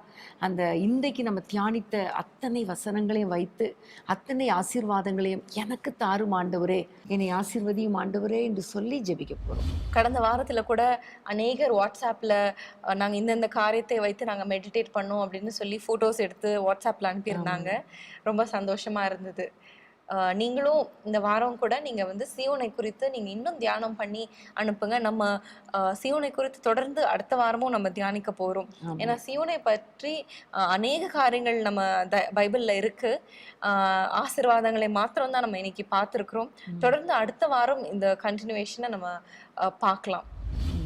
இப்போ நம்ம இந்த தியானித்த காரியங்கள் எல்லாவற்றையும் வைத்து ஆண்டவருடைய கரத்தில் ஒப்பு கொடுத்து இந்த ஆசீர்வாதங்களை பெற்றுக்கொள்ளும்படி நம்ம ஜெபிக்கலாம். அன்பின் ஆண்டவரே, உம்மை நன்றியோடு நாங்கள் துதிக்கிறோம். அப்பா, உம்மை ஸ்தோத்திரிக்கிறோம். சீயோனை குறித்து நிறைய காரியங்களை, குறிப்பாக சீயோனுக்கு நீர் வைத்திருக்கிற ஆசீர்வாதங்களை தியானிக்க ஆண்டவர் கொடுத்த கிருபைக்காக உமக்கு ஸ்தோத்திரம். அப்பா, யார் யாரெல்லாம் ஆண்டவர் என்னை மறந்து விட்டாரோ, நான் விசாரிப்பற்ற சீயோனோ என்று நினைத்து கொண்டிருக்கிறார்களோ, ஒவ்வொரு குடும்பங்களிலும் உம்முடைய ஆசீர்வதிக்கும் கரம் நீட்டப்படட்டும். அப்பா, உம்முடைய பிள்ளைகளை ஆறுதல் படுத்துவீராக, தேறுதல் படுத்துவீராக. தாய் மறந்தாலும் நான் உன்னை மறக்க மாட்டேன் என்று சொன்ன தெய்வமே, உமக்கு நன்றி தகப்பனே.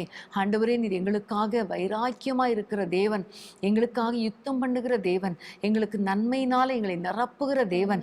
இப்படிப்பட்ட வார்த்தைகளையெல்லாம் கேட்டு உம்மை நன்றியோடு ஸ்தோத்தரிக்கிறோம். இதை தியானிக்கும் பொழுது எங்களுடைய உள்ளம் எவ்வளவாய் மகிழ்ச்சியாக இருக்கிறதப்பா.